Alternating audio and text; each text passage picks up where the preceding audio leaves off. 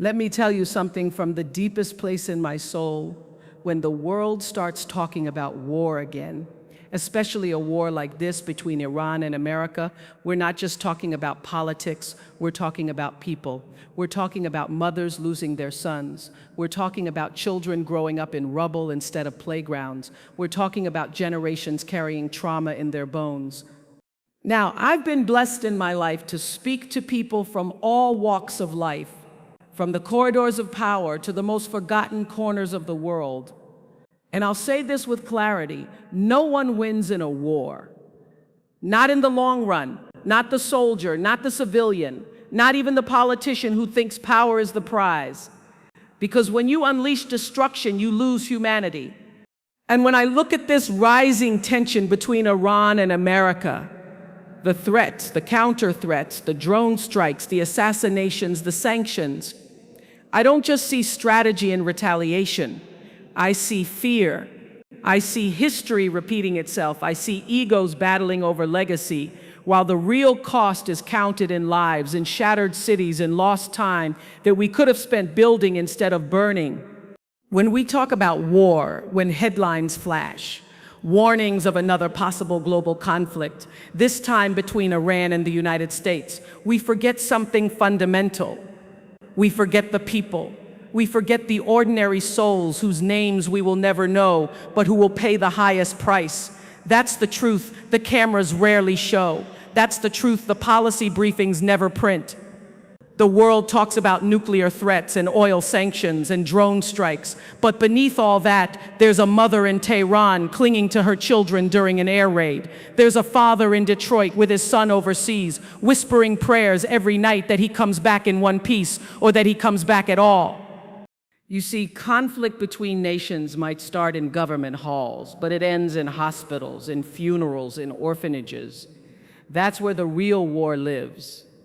And I think if more leaders had the courage to sit with that truth, to really feel it, we'd be in a different world. Because war isn't numbers and data, it's loss and grief. And loss, when it comes from war, it doesn't just take a person, it takes generations. It rips roots out of the ground and leaves communities drifting, disconnected from themselves and from hope. Now, I've had the privilege, the blessing, to meet people who have survived wars. People from Syria, Iraq, Bosnia, Rwanda, and every time I look into their eyes, I don't see statistics. I see resilience born out of unspeakable pain. I see children who never got to be children. I see adults trying to rebuild what they never had the chance to build in the first place. And I always ask myself, why do we do this to each other? Why do we keep allowing politics to pave the road to hell, pretending it's some kind of solution? Iran and America have been circling each other for decades, like two old ghosts of empires past, carrying grudges, nursing wounds, holding on to anger like it's a birthright. But I want to ask both sides, when does it end? How many more have to die before someone stands up and says, not this time? Because I can promise you this, war doesn't end when the troops come home. It lives on. It lives in the mind of every child who saw their home destroyed. It lives in every sleepless night of a soldier who pulled the trigger and never stopped hearing the sound. It lives in the silence between two people who don't understand why their country became a battleground. I remember once speaking to a woman who survived the Iraq War. She told me she used to count the seconds between bombings. That's how she stayed sane. 1, 2, 3. Until the explosion. And she said the scariest part wasn't the sound, it was the silence before.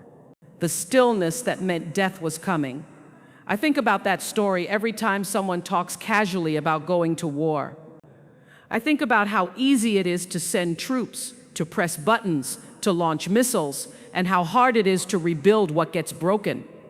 People say, well, Oprah, we have to defend ourselves. And I understand fear.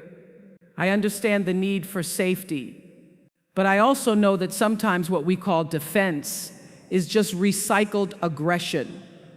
And sometimes what we call security is a wall that keeps out not just enemies, but empathy too. So when we talk about Iran and America possibly going to war, I want us to pause. I want us to think beyond our borders. Because in the end, a mother is a mother, whether she lives in Kansas or Calm. A child is a child, whether they play in a Tehran alley or a Los Angeles park. And every life has value. Every soul matters. The tragedy is, when war starts, we lose that truth. We start to see the other side as less than human. We give them labels: enemy, terrorist, infidel. But behind every label is a beating heart. Behind every label is someone who once laughed, someone who once loved. And when we forget that, we lose our humanity too. That's what this war would cost us. Not just bodies, not just economies, but the part of ourselves that believes in goodness, in dignity, in shared suffering. Because war teaches us to harden, to numb ourselves, to accept death as normal. And once that happens, the damage is far deeper than craters in the ground. It's in our spirit. So I say this to every leader, every decision maker, every person with a voice in this moment: remember the people. Remember the ones who will never sit in a strategy meeting or address the UN. Remember the children who will ask, why did the sky fall? And the mothers who will have no answer. Because those are the people who will carry this war, not in newsreels, but in their lives. And I say this to all of us, the ordinary citizens who feel helpless when headlines scream of war. We are not powerless. We can raise our voices. We can demand diplomacy. We can pray. We can protest. We can vote. We can choose to care, because when enough of us care deeply, loudly, relentlessly, even the most powerful leaders must listen. War is not inevitable. It's a choice. And every time we choose war, we are choosing to forget who we are, human beings, each of us fragile, each of us sacred, each of us deserving of peace. So no, this is not just about Iran or America. It's about us. It's about whether we choose compassion over conflict, whether we remember the people when the drums of war begin to beat. Because if we do, then maybe, just maybe, we won't need to write another chapter of history in blood. People often confuse strength with force. They confuse authority with aggression. But let me tell you what I've learned in a lifetime of talking to people, to soldiers, to survivors, to those in power and those forgotten by power. True strength is not the ability to destroy. It's the ability to protect. It's not the willingness to go to war. It's the courage to create peace. And when I look at the way leaders posture and threaten and build their military machines, I don't see bravery. I see fear wearing the costume of control. I see pride pretending to be power. Now, in this moment where Iran and the United States are once again standing on the edge of confrontation, we are watching a familiar script play out. Both sides puffing their chest, both sides drawing lines. And in the middle, people, always the people. What we're seeing is a kind of strength that thinks dropping bombs proves resolve. But let me ask, what kind of strength doesn't consider the cost? What kind of power forgets the pain it causes? Compassion. Now that's a kind of power that doesn't get enough attention. Compassion is often dismissed as weakness, but it is the fiercest force on earth. It is the one that rebuilds after war. It is the one that sits beside the broken and says, you're not alone. It is the one that says, even if I disagree with you, I still recognize your humanity. And I believe in every fiber of my being that what this world needs now, especially in this crisis between Iran and America, is not more might, it needs more mercy. It takes no imagination to drop a bomb. It takes no empathy to push a policy that chokes a population with sanctions, but it takes vision, real vision, to step back from the brink. It takes moral courage to say, we will find another way. That kind of courage is rare, but that's the kind we need now. I remember interviewing a man who had served in 3 wars. He told me that nothing haunted him more than the moments when he could have helped someone and didn't, because the orders said otherwise. He didn't cry when he talked about the violence. He cried when he talked about the mercy he didn't show. That's the thing about compassion. It stays with us, it defines us, and its absence when war is the only language leaders know becomes a scar on the soul of a nation. When I watch global leaders speak today, I often wonder, do they sleep well at night? Do they consider the ripple effect of their actions, not just on their economies or their military rank, but on the hearts of people? Because power without compassion is hollow. It is a throne built on broken bones, and sooner or later, the weight of that suffering brings the whole thing down. So I want to speak directly to the people in power on both sides of this conflict.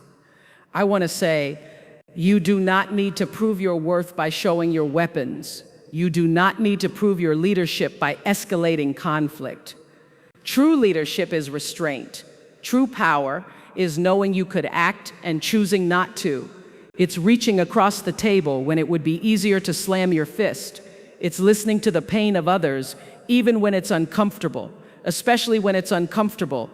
This is not just a lesson for presidents and prime ministers. It's for all of us. In our families, in our communities, in our everyday conflicts, what do we choose? Do we choose force or do we choose understanding? Do we defend our egos or do we defend our values? Because the habits of the world are born in the hearts of individuals. If we normalize war, we will raise children who see violence as the only answer. But if we normalize compassion, we will raise leaders who ask better questions, who choose better paths. And I know some people listening to this may say, but Oprah, what about justice? What about safety? What about threats and terror and defense? And I say this, justice without compassion becomes revenge. Safety without compassion becomes surveillance. Defense without compassion becomes dominance. We must never separate our actions from their ethical weight. We must never create a world where cruelty is justified as strategy. Iran and America have hurt each other. There's history, there's betrayal, there's blood. But holding on to that hurt like a trophy only ensures more of it. At some point, someone has to say, enough. Someone has to be the one who lets go first. Someone has to be brave enough to extend a hand, even when it shakes. That's not weakness. That is the highest form of strength.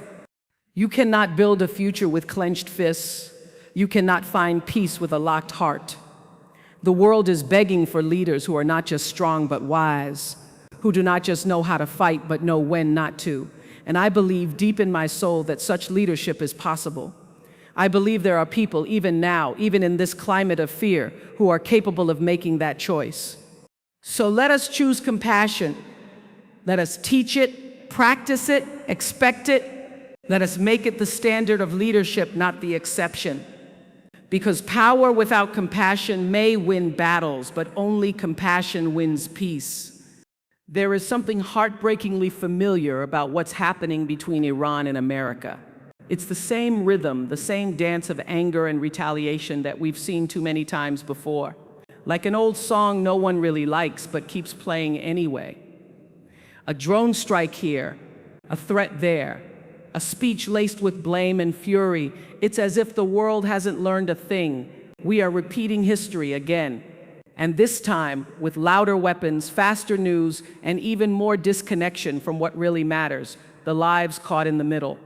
When I look back, and I mean really look back, at all the moments when humanity had the chance to choose differently and didn't, I feel a deep ache in my heart. Vietnam, Iraq, Afghanistan, Syria, Libya. Each time there were warnings. Each time there were voices saying, wait, think, listen. And each time those voices were drowned out by the noise of urgency, by the roar of pride and revenge. And the outcome? Thousands of lives lost, millions displaced, countries reduced to rubble, and scars that still bleed in silence, even when the world's attention has moved on. What we're seeing now with Iran and the United States isn't new. It's an old wound being ripped open again. The sanctions, the assassinations, the propaganda, all of it is a continuation of a story we've never had the courage to rewrite. Because rewriting history takes more than a military strategy. It takes emotional intelligence, it takes reflection, it takes humility, and in the world of power politics, those are not qualities often rewarded. Let's talk about 1953, the coup that overthrew Iran's elected leader, orchestrated by the CIA and the British. Let's talk about the hostage crisis in 1979, when American diplomats were taken by Iranian revolutionaries. Let's talk about the decades of mistrust, fueled by oil, ideology, and fear. This isn't a story that started yesterday. It's layered, complicated, deep. But here's the truth. The deeper the pain, the greater the responsibility to heal, not to add more pain on top of it. History doesn't just live in books. It lives in people, in their memories, in their trauma, in their daily lives, in the way a father in Tehran teaches his son to fear the West, in the way a young woman in New York hears the word Iran and associates it only with danger. We inherit these narratives like old coats, worn, heavy, and stitched with misunderstanding. And unless we choose to take them off, we're doomed to keep wearing them, generation after generation. I once sat with a woman who'd lived through both the Iraq-Iran war and the 2003 US invasion of Iraq. She told me something that I'll never forget. She said, "Every war promises change, but it only repeats what's already broken." That sentence stays with me, because that's exactly what's happening now. We're repeating what's already broken, and instead of repairing the damage, we're making it worse. You see, war has a memory. It doesn't forget. The soil remembers the bombs. The sky remembers the drones. The people remember the fear. And history, real, raw, unfiltered history, will always reflect the truth, no matter how governments try to reshape it. That's why I believe this moment is a test of whether we can finally learn or whether we will continue to pretend that this time will be different, even as we follow the same dark script. So many of us live in countries that teach their people to forget, or worse, to justify. We did it for democracy, they say. We did it for freedom. But freedom doesn't come from fire. It comes from forgiveness. It comes from courage. And courage, real courage, is the willingness to admit when we've been wrong. To look back and say, we could have chosen differently, and now we will. I think about the children who are watching all of this unfold, the news, the fear, the division. What are we teaching them? That war is inevitable? That history is unchangeable? That violence is power? Because if that's the message we send, then we are building a future with no soul. And I refuse to accept that. I believe we can do better. I believe we must do better. But we cannot do better until we face the truth of our past. Until we look at it honestly, bravely, and without excuses. Until we acknowledge the pain we've caused and the pain we've allowed. That's how healing begins. That's how cycles end. Not by pretending history didn't happen, but by refusing to let it control us anymore. The stakes are too high to keep doing the same thing. The world is too fragile. The people are too weary.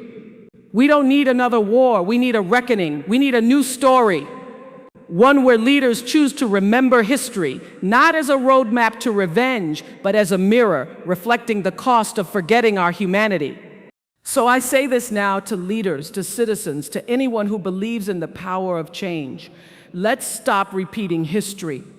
Let's stop marching toward the same destruction with our eyes wide shut. Let's stop pretending that this time will be different unless we make it different. Because if we keep doing what we've always done, we'll keep getting what we've always gotten: death, division, devastation. But if we choose to break the cycle, to learn from the past instead of reliving it, we give ourselves and our children the gift of a different future. And that, my friends, is a future worth fighting for. Not with weapons, but with wisdom. We live in an age where information moves faster than compassion, where headlines chase views and fear sells better than truth. And I've seen this happen time and time again when conflict brews, especially when it's as complex and volatile as Iran and America. The media machine kicks into overdrive, feeding the public half a story, a headline without heart, a moment without memory, a war narrative without the wounds. And when that happens, the people lose sight of what's real. One of the greatest threats to peace today isn't just weapons, it's the way war is marketed to us. That's right, it's marketed. Dressed in graphics, soundtracks, expert panels, and news crawls that flash across screens like a video game scoreboard. Iranian general assassinated, US retaliates, missiles launched, but you never see the mother screaming beside her, burning home. You never hear the soldier's shaky breath after pulling the trigger. You never feel the silence in a city where children used to play. And that, my friends, is how war becomes normalized. When we consume conflict like entertainment, we lose our sensitivity to suffering. And it scares me deeply how quickly the world accepts war when the media wraps it in drama. It makes it seem distant, manageable, even necessary. We are told this side is evil, that side is justified. But what we're not told is this: every bomb drops on someone's reality. Every airstrike hits a living, breathing world, a home, a school, a prayer. You see, when the media tells only part of the story, or tells it with such constant repetition and framing, it teaches people not just what to think, but what to feel. And it often teaches fear. It builds walls inside us, walls that say they are different, they are dangerous, they are the enemy. But those walls don't protect us, they imprison us, they blind us, they make it easier to accept death as strategy. Now, I'm not saying all media is evil. I've been part of that world for decades. I know the good it can do, but I also know the power it holds. And when that power is used to inflate fear rather than inspire understanding, it becomes a weapon more subtle and sometimes more dangerous than the ones launched on a battlefield. Look at how many of us know more about military technology than about the history of Iran's people. Look at how many of us can name the generals, but not the young Iranian woman fighting for education, or the American veteran haunted by war. Look at how easily we chant slogans, retaliate, defend, strike, without ever asking what comes after the strike. Who buries the dead? Who rebuilds the cities? Who raises the orphaned? The sad truth is that propaganda doesn't need to lie outright. It just needs to show you only what supports its story. That's how media has played a role in every war of the last century. From World War II to Iraq, from Vietnam to today, narratives have been weaponized, and the people become pawns in a game they don't even know they're playing. I once met a journalist who had covered conflict zones for over 20 years. He told me the most haunting part of his job wasn't the bodies, it was the indifference. The way the public would watch a tragedy unfold and then scroll on like it was just another moment in a feed. He said, "We used to show war to stop it. Now we show war and move on." That sentence hit me hard because it's true. We are flooded with images but starved of meaning.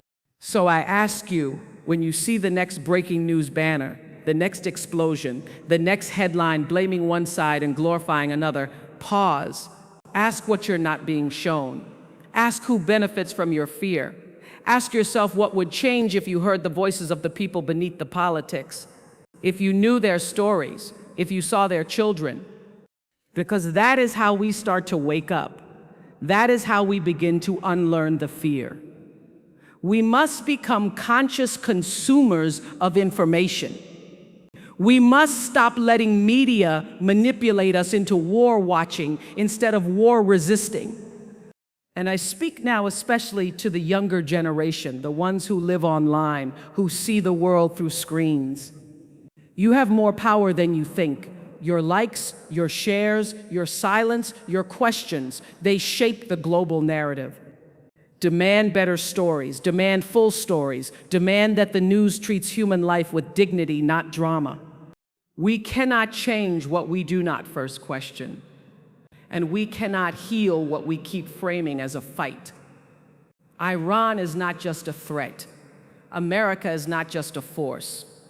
These are nations filled with people like you and me, trying to love, to work, to worship, to raise their children in peace.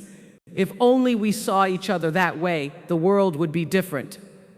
So let us not be lulled into apathy by spectacle. Let us not be seduced by graphics or distracted by rhetoric. Let us look beyond the noise. Let us become the kind of people who don't just absorb war coverage, but reject war culture. Because when the media manipulates fear, it's up to the people to remember truth. And the truth is always this: the cost of war is paid not in headlines, but in human lives. There's a truth that echoes in every war-torn place on earth, a truth the world still refuses to fully accept. Women and children are always the first to suffer when nations go to war. They don't start the conflict, they don't vote for it, they don't drop the bombs, but they carry the consequences in their bodies, in their homes, in their futures. When I think about what a war between Iran and the United States would really look like, I don't imagine battle maps. I imagine the face of a child searching for her mother in rubble. I imagine a woman giving birth in a hospital with no power. I imagine a classroom once filled with life and noise, now abandoned, frozen in silence. Because that's what war does. It erases the most precious parts of life. It erases safety. It erases innocence. And it erases dreams that never had the chance to grow. Now I've sat in rooms with women who have survived the unthinkable. Mothers from Afghanistan who walked barefoot across borders with nothing but a child in their arms.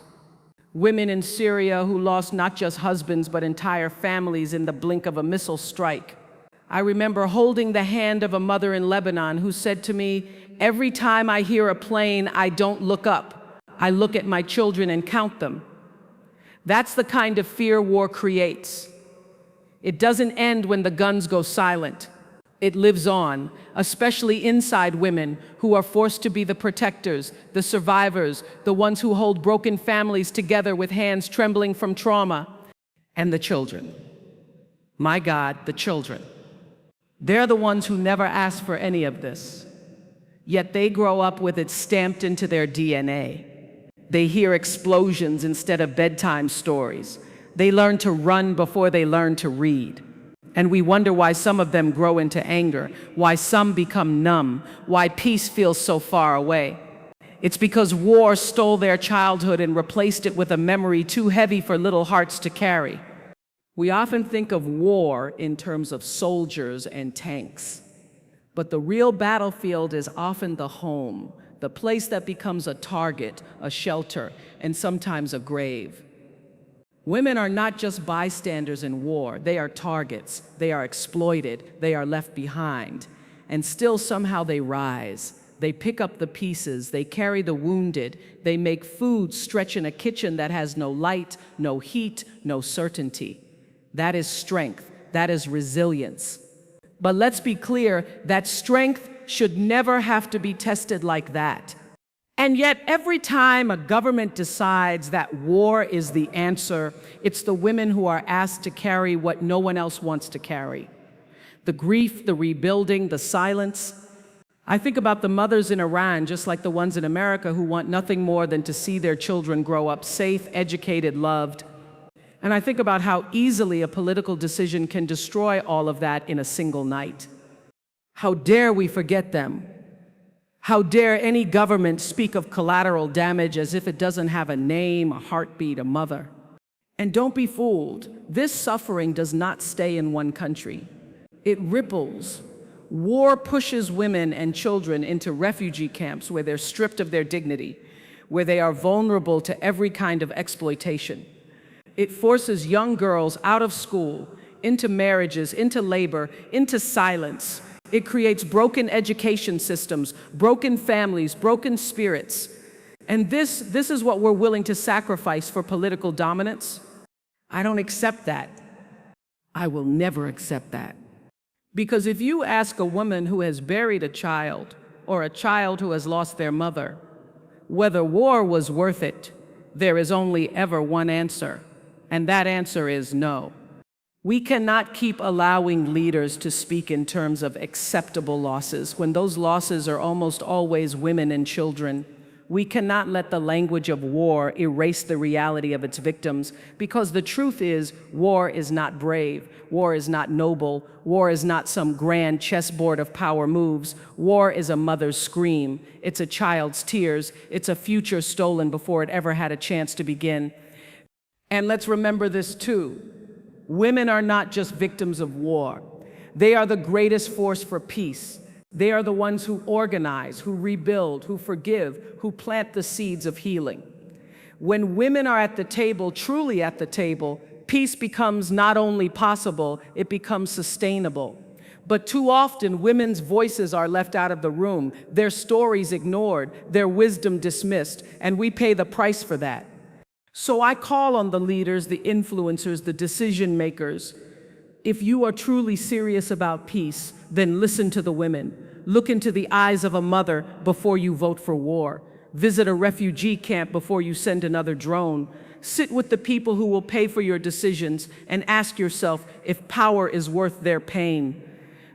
Because I'll tell you this, every war ever fought has ended the same way, with someone burying someone they loved. And it's almost always a woman doing the burying. So, no, women and children are not the side story. They are the center.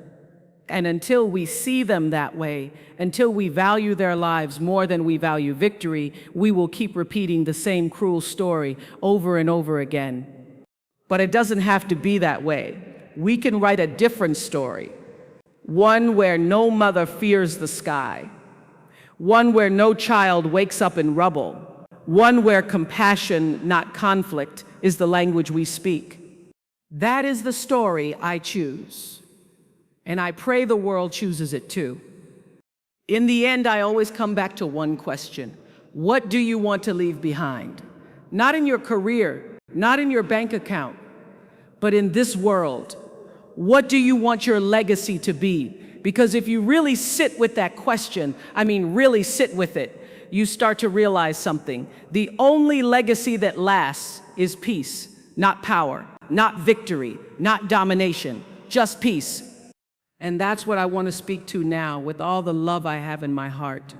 To those who sit in the highest offices, who wear the uniforms, who sign the orders and deliver the speeches. If you believe that winning a war is the ultimate legacy, I ask you to pause, take a breath, and think again. Because history has shown us time and time again that wars don't build nations, they break them. They don't uplift humanity, they shatter it. Yes, your name might go in the history books, but will it be remembered for the lives you saved or the ones you destroyed? Will you be recalled for your wisdom or for your willingness to sacrifice thousands for an illusion of strength? The world does not need more war heroes. The world needs more peacekeepers, more healers, more visionaries who aren't afraid to look beyond the battlefield and imagine something different, something better. We've had enough leaders who led with pride and left behind ashes. It's time for something new. I think of legacy as a ripple, like tossing a single stone into a lake. The waves move outward, far beyond what the eye can see. That's what your choices do. That's what your leadership does. Every decision you make, every speech you give, every missile you launch, it creates a ripple. And the question is, what kind of ripple do you want your life to make? I think of Martin Luther King Jr., who could have preached retaliation but chose nonviolence. I think of Nelson Mandela, who could have sought vengeance but chose reconciliation. These men didn't need an army to be powerful. They didn't need war to prove strength. They proved that peace is a legacy that echoes longer than bullets ever will. Now I want you to imagine a leader, an American or Iranian, it doesn't matter, who stands up and says, we will not repeat the violence of the past. We will not chase death to prove we're alive. We will lead with conscience, with compassion, with courage. That leader would change the world. That leader's name would live not because of war, but because of the war they prevented. That is a legacy worth leaving. We glorify the idea of winning a war. But what does winning really mean when children are left without parents, when cities are turned to dust, when generations are poisoned by hate? I don't call that a win. I call that a tragedy with a parade. And I know what some people say. They say, Oprah, peace is naive. But I say, war is the lazy answer. Peace is the hardest, most disciplined path you can take. Peace is not weakness. Peace is what you choose when you have every reason to fight and still choose not to. Peace takes patience.